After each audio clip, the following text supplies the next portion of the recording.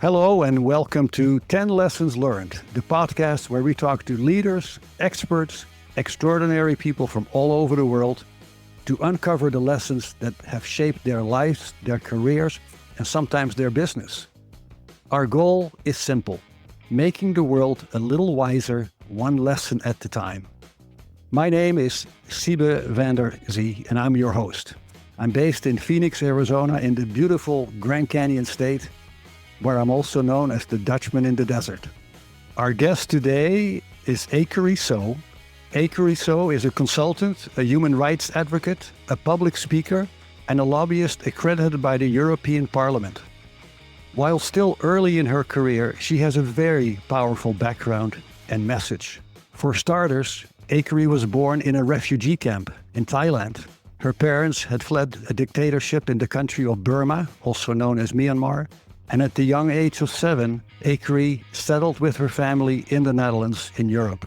Recognized by the United Nations and by leading global corporations, Aye Kari Soe is dedicated to advance gender equity, financial empowerment, and sustainable development. In her own consultancy, she works with industries to align their practices with international human rights standards and with the United Nations Sustainable Development Goals. She co-founded Fambitious, an initiative empowering women to invest and achieve financial independence. She also established the Worldwide Burmese Students Academy, which provides Burmese students with critical educational resources while continuing to the broader fight for freedom and justice in Burma. And that's quite a story. You can learn a lot more about Aye Kari Soe on our website, 10 Lessons Learned. Hello, Aye Kari. Thank you for joining us. Hello, good morning. Thank you for having me. It's wonderful to have our conversation today. And to start out, my gosh, born and raised in a refugee camp, that must have made a huge impact on your life. Yes, first of all, thank you for having me. And I'm really honored to be here. I'm a really big fan of the podcast. So really excited for this episode. And to the question, yes, but I'm starting to be more aware of it because for me, it's normal thing. Of course, it's my life. So I'm becoming more aware of it and I'm looking forward to go more deeper into it. But yeah, that's my childhood. It's normal for me. It's normal, and at the same time, it must have been very rough growing up in a refugee camp. But also, more recently, you were invited by the United Nations in Geneva, Switzerland, as a keynote speaker. That must have had an impact. And what has become perhaps your goal in life, if I can ask it that way?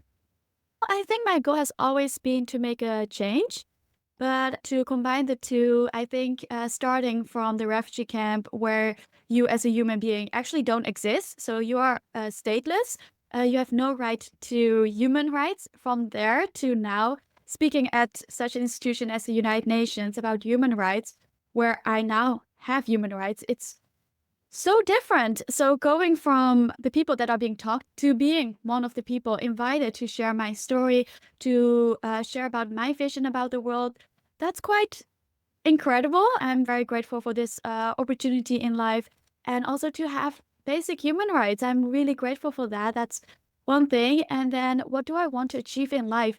I think that's a very difficult question because you don't know what will happen. If you would have asked me this question when I was like, for example, 6, or my surrounding, they would be like, yeah, the best thing she can do is maybe become a housekeeper. When you would ask me that 20 years back as a child, you would get a different answer, even though back then I would probably say I wanted to be a lawyer, but that's impossible. I am 24 right now, and if I look at what do I want to do in life, I am not sure yet. It depends on the opportunities. But also, I'm still quite young, so I don't have one specific thing, oh, I want to be this or that. I want to make impact and I want to leave the world a better place. And that's what I focus on. And whatever opportunities arises, that gives me those, assets to make impact, I will take it. Makes a lot of sense. Of course, it happens to many people that they have, can I say, multiple careers in their life. It wasn't maybe planned that way, but they had to make changes and adjustments and ended up doing something different than when they started their career. So I fully agree with you. Now, when we start talking about your 10 lessons, and of course you and I spoke about that in advance, these are not just lessons learned. And there is an overriding, can I say, title to all your lessons specifically. That title that you suggested, and that I think is very powerful, is Transforming Pain into Purpose. And we'll be talking about your 10 lesson, but maybe explain a little bit more the title, Transforming Pain into Purpose. What do you mean with that? I'm very open about my mental health. And I feel like in our society, especially when it comes to the professional life, it's not being talked about. It's such a taboo that we can't talk about it, mental health, the pain. You just keep it to yourself. But I think if we really embrace those pain, we can make so much more impact. And the pain is there for a reason.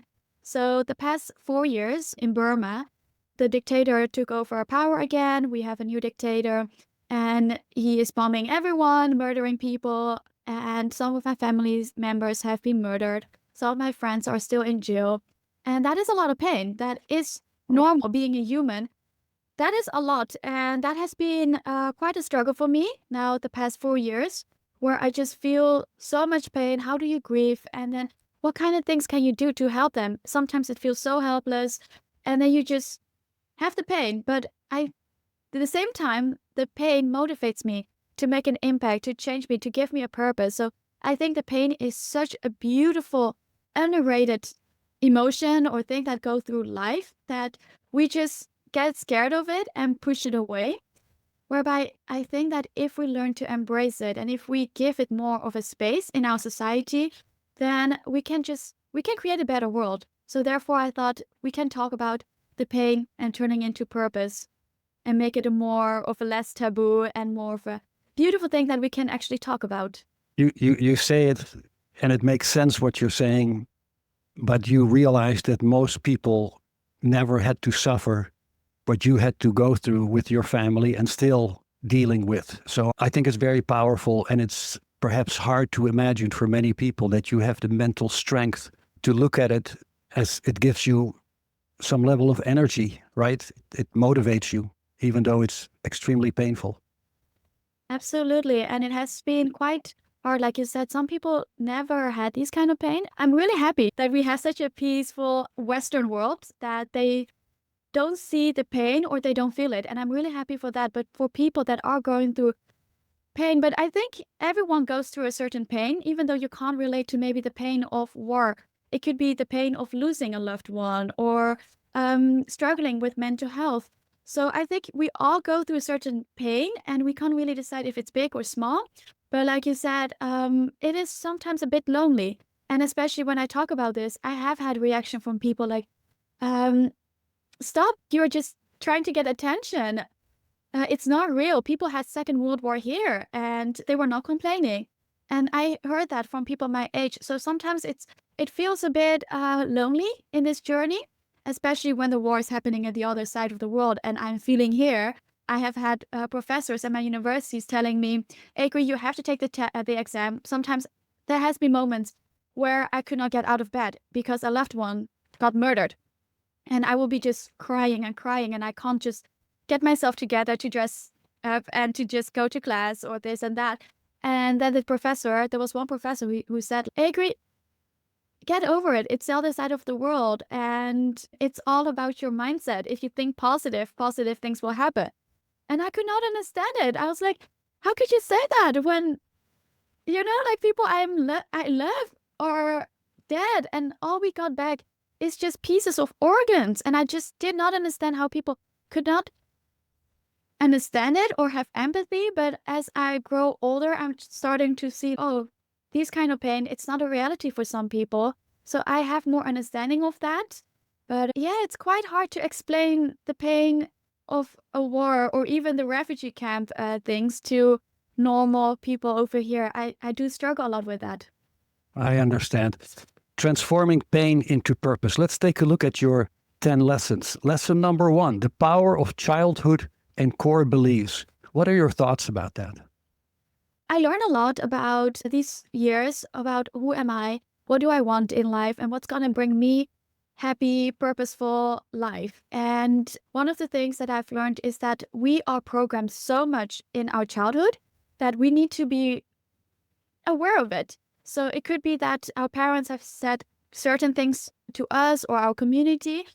And for me, it has been, for example, with my core beliefs is that in the camp, but also with my community, the leaders have always told me I'm a woman. I'm a little girl. My parents are uneducated, so I can't do anything with my life. I should become a cleaner. And not only for my community, when I moved to the Netherlands, we had people, teachers, telling me the exact same thing. They were like, I've always been quite ambitious. And that's also quite the core belief that I got from my parents. Because when we moved to the Netherlands, they told us, like, now you have human rights, you have rights to education. It's up to you if you're gonna take on those opportunities and get all those opportunities and do something with your life or not. So we got those core beliefs from our parents. At least I got that from my parents, that I can now do everything I want to do. If I want to become a lawyer, I can become a lawyer. If I want to become a doctor, I can do that. Anything. But at the same time, from a lot of my teachers, even Dutch teachers, they would tell me I can't do anything because I come from a certain background. And now I'm at the age where I'm like, okay, which things do I believe and do I want to take forward in my life, and which things do I want to leave behind? But it's so programmed that it's quite funny, like the things that we say to ourselves when we look into the mirror or when there is an opportunity, do we take it or not? It's already programmed in our childhood. So there is so much power in that, and to be aware of it, I really believe that's where you start, whether it's your career or finding purpose in life. The power of childhood. I really like it. And what you said, again, has a lot of value. We are, as human beings, at least in my opinion, we are equal. And men and women, and it doesn't matter where you're from or just the color of your skin. It is amazing that is still an issue that our world has to deal with.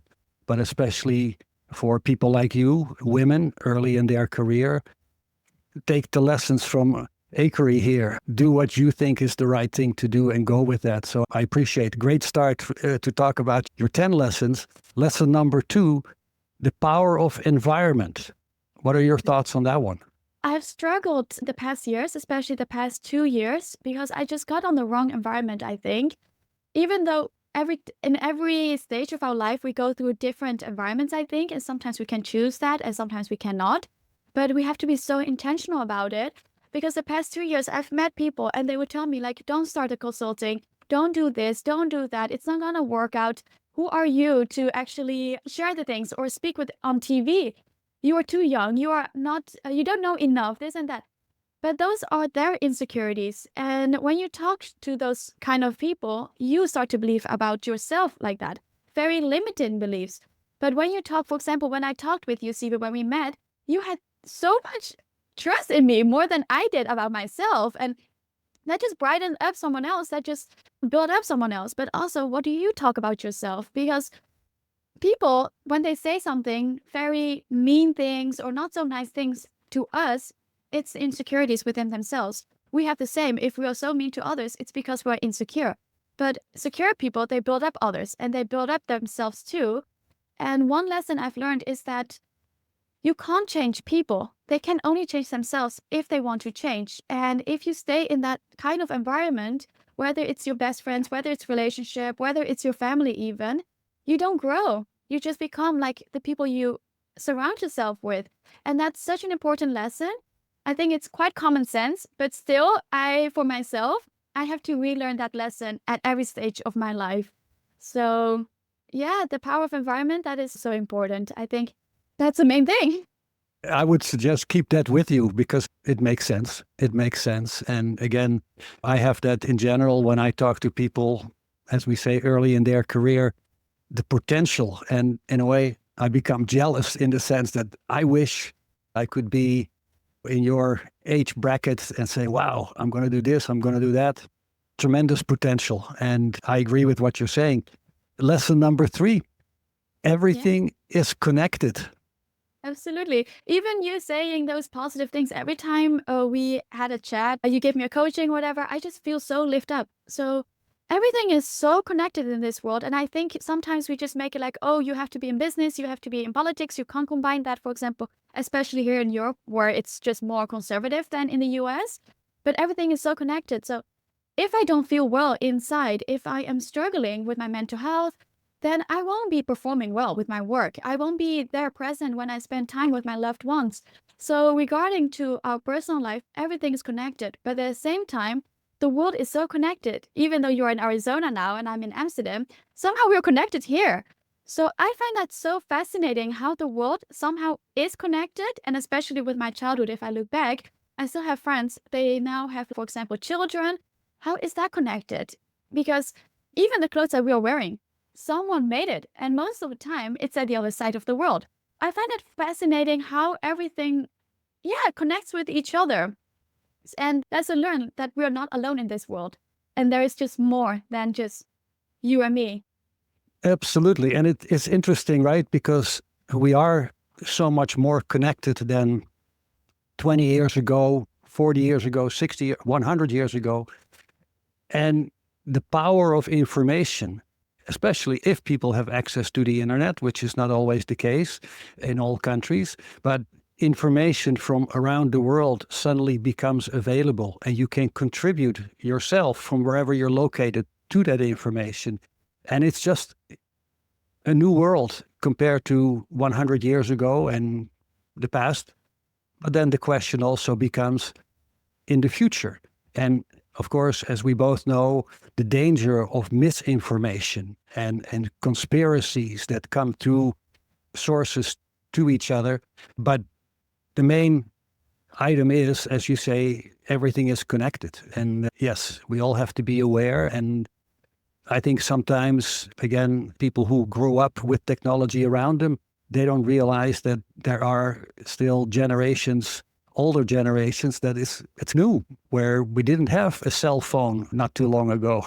To be honest, I don't know how I would survive without the internet. If it goes down, I would have a huge trouble. So Yeah.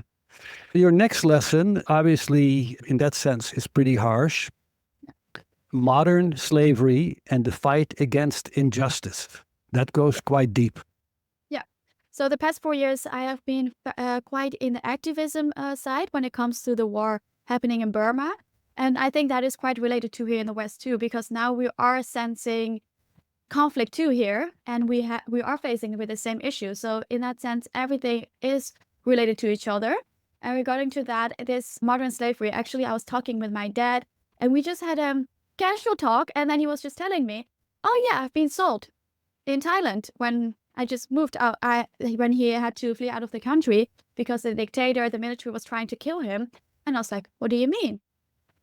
Because slavery, what I know, is from the past, back in the days, but not modern slavery. So we had a chat about that, and it's still happening today, and how it's not always open. It's sometimes hidden, but if you look at it, even like I said, with the clothes that we are wearing, or even the microphones that we are using to record our voices, someone made it somewhere. And how is that supply chain? A lot of times, unfortunately, I just learned that people have been sold into those industries, and there are modern slaves that make products for us so that we can buy it for a cheap price, whether it's a dress, beautiful dress that we wear, or like the TV. So that is something I've learned, that the world is not so black and white, and that we are participating in that. Even the chocolate we eat, who is making that? It's not like it was made somewhere and then it just turns like in our fridge or something. So everything is connected, and sometimes it's not that pretty. And that's the reality of the world. So that's something I learned. And then how do we fight against that? How do we make sure that not only we are profiting and we are living a peaceful life, but how do we make sure that we are not making it worse for other people, that we are not living on expenses of someone else? Again, very powerful. CSR, corporate social responsibility, is a term, I don't know if you're familiar with that, but here in the United States, where companies that receive their supplies from foreign countries, they have to make sure that the people in those foreign countries are treated, can I say, humanely. And when you use the term slavery, that's unacceptable, right? So there is a trend going on in business to say, let's figure out not only where our products are coming from, but how the people involved in that or original country, how they are being treated. And the fact that slavery exists today in 2025, it's easy for me to say it's unacceptable, but that's a serious problem. And maybe the world is not paying enough attention to that because, well, that's over there, wherever that country is located. And let's focus on the products that we have and et cetera, et cetera. So it's a very serious issue. Is that something that you are looking at in your consulting practice? Absolutely. So I went to Thailand, I did some research, I went to other countries in Asia too. And modern slavery, it's not only being sold. So for example, with the case of my dad, he was literally sold as a human. That's black and white slavery. But what I also understand is that if someone does not get paid for their labor, that's also modern slavery. Not even the minimum wage, they don't get paid. That's modern slavery. So that's still happening. And I think we know it, especially my generation, because we're so connected. So we hear about it, we see it, but we are afraid. We are afraid of to face it, even like with our own emotions, with the pain, this and that, the same thing. So within us, we are afraid to face our pain often, or our traumas, our childhood. The same thing happens in the world. Okay, we see it, and then we just pretend we don't see it. We see that, we know that someone might be suffering. There are children making our clothes, but the sale and the dress is cute. And I'm not blaming anyone for it. The whole system needs to change. And I'm so happy that the government also starting to see this issue, and we are trying to make an impact, and that we are more cautious about it. So I'm really happy about the trends that are coming. And with the consulting, that's why I started consulting with the inspiration of my dad to stop these issues. How do we make sure that we don't exploit other people? And how do we make sure that we get our products still as cheap as possible, of course, because that is what people want. That is business. I understand that. But there could be, for example, the hours that could be more human friendly. So not that someone is working 14 hours, one toilet break. That's not possible. And then people die so early, or buildings collapsing. So we can be way, way more friendly. And it does not have to cost that much. We just have to be more aware and conscious. So that's something I'm really, really passionate about. And that's the consulting focusing. So I do the auditing, and then working together with local NGOs, local people. How can we solve the issue? Yeah, very powerful, truly. Lesson number 5, purpose and fulfillment in career and life. Oh, I like that one. What are your thoughts? Well, for me, it has been very important to think about, what do I want to do? Because if I would die tomorrow, and I know I'm young, but you never know when you're gonna die. What have I then achieved? And am I happy? That's something like I've been questioning myself. And now I have all these opportunities in the world, whereby when I was young, when I was growing up in the refugee camp, we did not even have a passport, meaning we could not get education, we could not get a bank account. And now I have all these opportunities. So what am I going to do with that? How do I make it worth a while doing it? So for me, it has always been important to find something purposeful that I would even do if I don't get paid, if something that makes me fulfilled in life. If I look back in, on my deathbed, oh, I did this, I'm really happy about that. So that's why the activism with Worldwide Burmese students, I find it really important work, but also fighting against this modern slavery. That's something that gives me so much fulfillment. It's not always easy. It's a very dangerous job, of course, and the auditing, it's hard. You work with people, and it's life or death, really important cases, really dangerous cases. But the fulfillment you get, if I can just change one situation for one family, that the dad goes to the fish industry or to a factory that is dangerous, and he gets home safe, then I've done my job. And that brings me so much fulfillment that I think how earlier you start with it, how better it is. And most time people are like, oh yeah, you just see, and then you experiment. Yeah, you experiment, you just work, and then you will see in your 50s. Why wait until you're in your 50s? Why not start now? Like, you're young, see, what do you like? What don't you like? Where is your purpose? It's never too early to start with really questioning your life. And if we're just gonna wait, oh yeah, you have your whole life, then it might be too late. That's how I see it. So I start early with it. Again, a great lesson, and thank you for sharing that. We're talking today with Aye Kari Soe. Aye Kari is a human rights advocate, a consultant, a keynote speaker, and a passionate lobbyist. sharing her 10 lessons learned. If you like our podcast and you see a value in our episodes, please consider supporting 10 lessons learned, whether it is sharing the show with a friend, leaving a review, or checking out our affiliate partner Audible. Every bit helps us continue bringing you the lessons that matter most. Speaking of Audible, they're a fantastic way to enjoy 10 lessons learned alongside thousands of audiobooks and other inspiring podcasts. Whether you're on the go or unwinding at home, Audible makes it easy to build a library of wisdom. You can try it for free, a 30-day trial, audibletrial.com/10 lessons learned, 10 lessons learned. Let's move on. Lesson number 6, complexities of humanity. What are your thoughts on that one? Well, I think how older I grow, how much more I realize it's not that black and white. Whether it comes to us, I think it's all right to be multidimensional, that you have interest in politics, that you want to do something with business. And I think that is needed for so many years, especially here in Europe. Business people are with business people. Politicians are only with politicians. And we don't talk with each other. And that's something I've seen with my work, is that the NGOs are working with the NGOs and politicians are not listening to the NGOs. Business people are doing what they think is right. And we don't fix the issues. I think if you combine all of those with each other, then we actually solve an issue. Mm-hmm. For example, with the pain, yes, that's part of me. But I can also be very strong at the same time. But I feel like in our society, it's just, oh, you can't show weakness. You can't cry. No, you can't cry. And then you get up and then you make a change.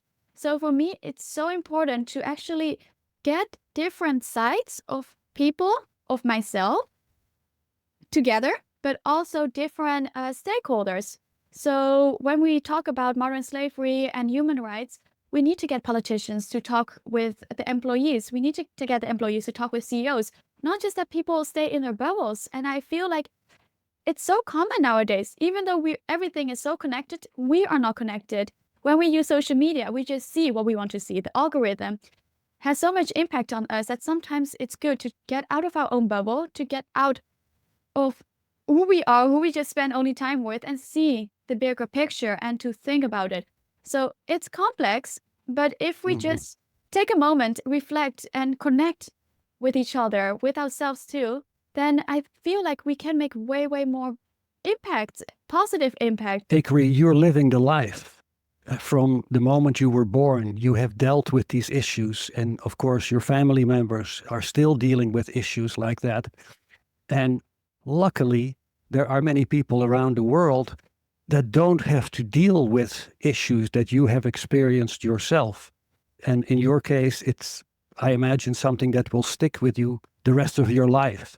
For people to learn, sometimes they need to have an experience and say, oh my gosh, perhaps listening to you on our podcast, that they say, oh, this is, wow, powerful. And luckily, I didn't have to go through that myself. But I think it's almost something that people have to learn about, and seriously, not just to say, oh, I watched a movie and now I know it. But there is, of course, a lot of proof out there in the world where people are mistreated, and in a very serious way mistreated. And I look at it that you are one of those voices that will help people become aware. And yeah, it's very important that we continue to listen to you. So much. I hope so. Yeah, I hope I can be more of a bridge between the two worlds, because if I look back at the refugee camp, it's so different than the life here. And of course, we as humans have certain capacity that we can't take every world problem in us and care about everything. But I hope that somewhere I do touch someone's heart into opening up and seeing more than what we're used to. Thank you. So lesson number 7, the role of pain in growth. What are your thoughts on that one? I think growth, it has a lot of pain. It's still for me a struggle. So I think a whole month of end of November, even December, I have spent most of my days crying. And that's normal.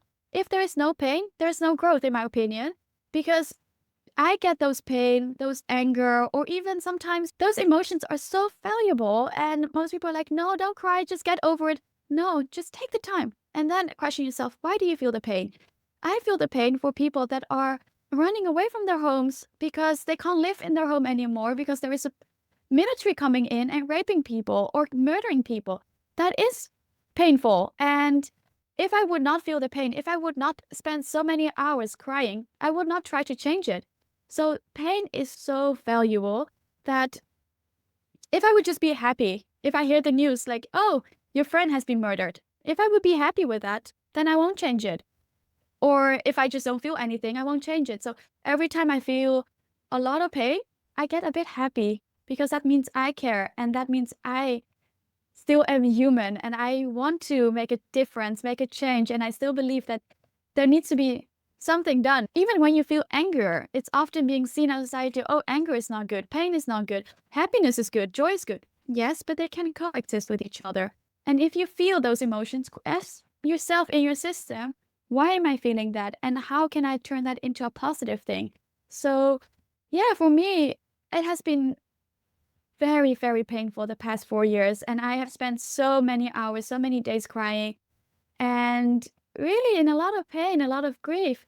But I'm really happy at the same time. Even the nightmares that I get, I start to be appreciating those things. And of course, it doesn't mean I want to keep that pain forever, but it has a purpose. So there is a lot of growth. And if someone is listening to this and going through a really hard time, you are not alone. We just don't talk about it. I think everyone goes through it, small or big. It does not matter. Pain is pain.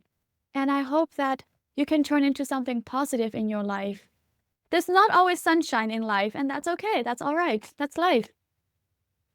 Yeah, and I understand the context. I know why you're saying it, and it goes back to your overriding title, Transforming Pain into Purpose. But I struggle with the fact that pain makes you happy. I understand what you're saying, and I admire you for the meaning of that and how you can help other people that are dealing with pain. But it is a sad thought when anybody says pain makes me happy. You shouldn't have pain, but you cannot avoid it in some cases. The pain is there. And then to translate that, to transform it into purpose, that's powerful, very powerful. Dear, I have actually fought against the pain, and it didn't work. It will catch up on me anyway. So if the pain comes in, if It's the there. sadness comes in, yeah, you just give it some tea, give it space, and before it leaves, and that's how you deal with it. If you're just gonna shut your door and be like, no, I'm not gonna feel that, especially with men, because our society is not accepting of men being vulnerable, crying this and that, it will catch up and that will turn into anger or something else. But if you let it in, just give some cookies when it's there and be like, okay, you're allowed to be here, you're part of me. Then it's better for you too. So I stopped fighting against the pain. It's powerful. Thank you for sharing. Lesson number 8, resilience is built over time. It's a nice follow-up from what we're talking about. Resilience is built over time. Yeah. So when you feel the pain, what I experience is that I wanted to make a change. And then I put that energy, the pain, into work, into activism, this and that. And at the same time, I'm still young. So with a lot of things, I'm still inexperienced, I would say, especially 4 years ago. Then I was like 19. And then what does a 19-year-old know about the world? Of course, I have had such a big experience with the refugee camp. So I know a few things. But still, if you're young, I think you have these hormones that you want to do, change the world quickly. But sometimes it does not happen. Not sometimes, unfortunately, often. You're dealing with big institutions or even within corporates. So when I take clients also, expecting that they will change within 1 year, it's not realistic, and that's fine. You have to keep on. It's better to make small changes than huge ones so quickly. And sustainable change needs time. You're not going to make a change within 1 year. Rome is not built in 1 year. I hear that a lot being said to me the past years. But you learn through that to stay resilient and to not give up. I've seen people that are starting with a lot of pain or they want to make a change.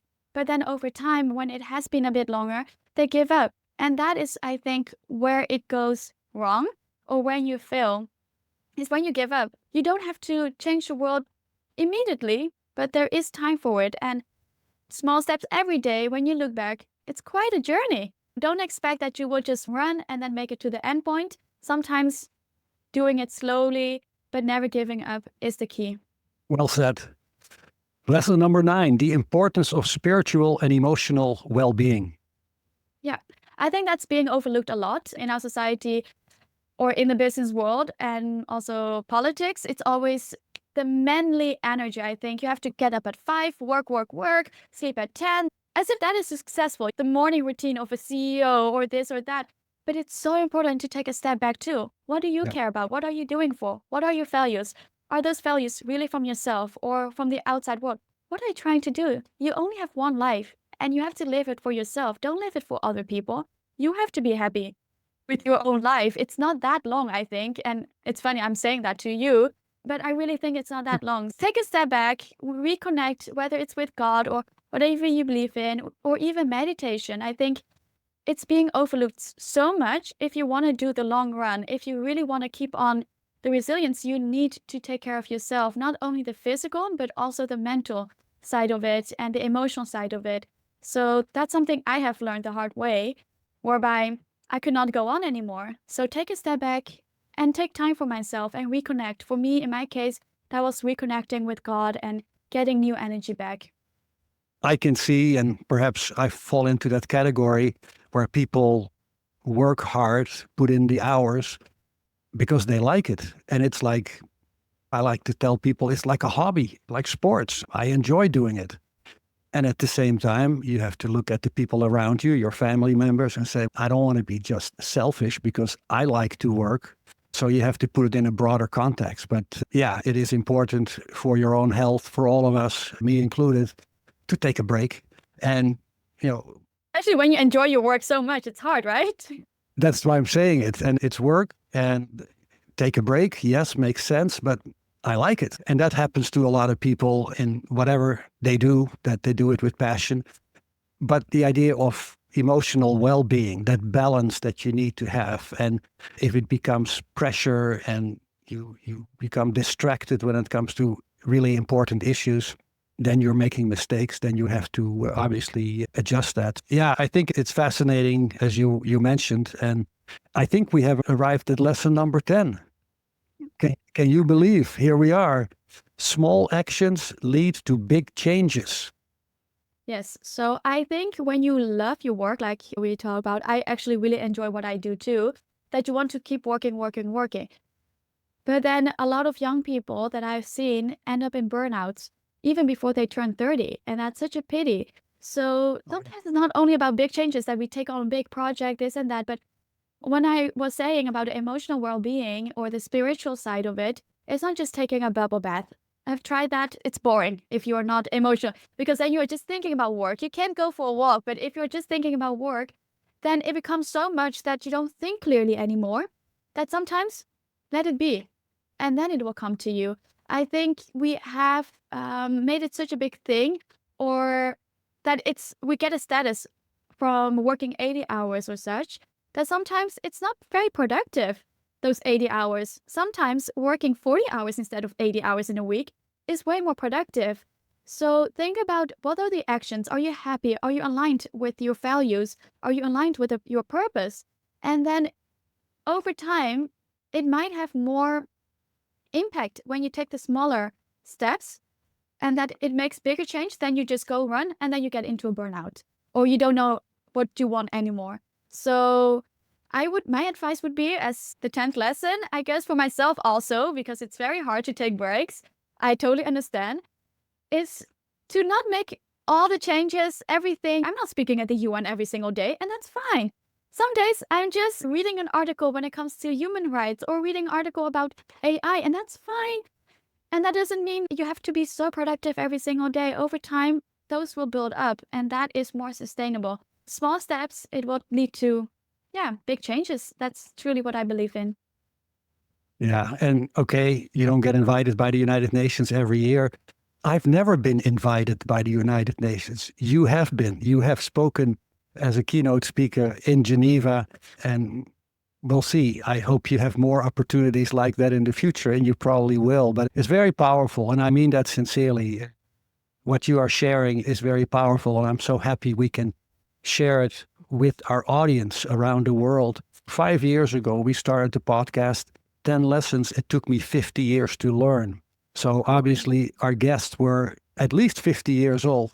Yeah. We changed that. And you are one of those prime examples of someone, again, early in your career with very relevant lessons and information to share. I'm very grateful. But at the same time, I just want to add another question for you here. You've learned a lot of lessons in your career, in your life especially. Is there anything that you have unlearned where you decided, I used to do it this way, I got to change it? Is there anything perhaps that could fit with you in that sense? Absolutely. I'm actually going through that right now where I'm unlearning a lot of things. And that's mainly caring about people's opinions that have not made it where I want to be. I don't know if I'm explaining it correctly, but it's good to take advice from people that I look up to. But there will always be people that will say, oh, you talk too much, you are too present, you take too much space. And to let that down, because usually also maybe the upbringing, the Asian upbringing, is that I listen to people. And I find it so hard to say no. You always have to be for everyone. And I think, especially as women, you have that a lot where you care too much. And it's okay to set boundaries and to say, no, I don't take advice from you. That's something I'm learning. So I'm really unlearning not to take advice from people that I don't look up to. I want to sneak in another question now that you mentioned that, of course, your background from Asia, living in the Netherlands, and as I know the Netherlands quite well myself, we typically say that in the Netherlands, everybody has at least 2 or 3 opinions that they feel they have to share with the person next to them. Has that been a lesson for you as well, as far as cultural difference, coming from Asia, moving to Europe, in this case, the Netherlands, where people are very direct, and I hope they still believe in equality. I think they do over there. Yeah. Has that been an element in your development that you say, I learned something there in Europe? Yes, especially in the Netherlands, we're very direct. But to be honest, I love that because you know exactly where they stand. Whereby with other cultures, for example, in America, in the US, they don't always say what they think. I don't know. I enjoy that. But sometimes, yeah, they give opinions. But one thing I have to say, I don't think that the Dutchies are very like, wow, when you're ambitious or something like that. They're just like, okay, you do your thing. I don't think it will work. But they don't take it personally. So I do like the Dutch culture regarding to that. They will give their opinion, but they're not mean about it or something. They're just very direct and very transparent. If they think something, and then you just move on. That's it. Yeah, no, it's very different than the Asian culture where a lot of things are hidden and you just have to be very diplomatic. But I think that's in the US too. If someone asks you, it's actually really funny. When I was in the US, someone was asking, yeah, how are you doing? You just have to always say, I'm good, I'm fine, I'm great. Whereby in the Netherlands, you would just say, no, I'm not doing great. If you're going through a divorce, you would just say, oh, I'm going through a divorce. And be like, okay, cool. But in the US, it's always great. That's something I learned. They're just not asking because they're interested. They're just asking to be polite. Yeah, no, it's wonderful. It's wonderful. And perhaps if we ever record a next session, we can talk about those cultural differences. But again, I really appreciate your participation and for joining us in our podcast and for sharing your lessons of wisdom with our global audience. It's much appreciated. In closing, I want to make a few remarks. You've been listening to our international program, 10 Lessons Learned. This episode is produced by Robert Hosry, and as always, we are supported by the Professional Development Forum and listeners like you. I also want to give my special thanks to our amazing team, Cody Como, our episode editor, and Yi Wang, who manages our marketing and social media. Our guest today is Aye Kari Soe. Aye Kari is a human rights advocate, a consultant, a keynote speaker, and a passionate lobbyist, sharing her 10 lessons learned. And to our audience, don't forget to subscribe so that you never miss an episode in the future. And perhaps those episodes can change your life and perhaps your career. Thank you for tuning in into 10 Lessons Learned, where we're making the world a little wiser, one lesson at a time. Thank you, and stay safe.